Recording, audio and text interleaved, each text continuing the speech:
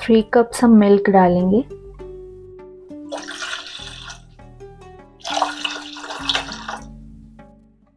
1 spoon grated ginger, crushed किया हुआ paper, tea leaves,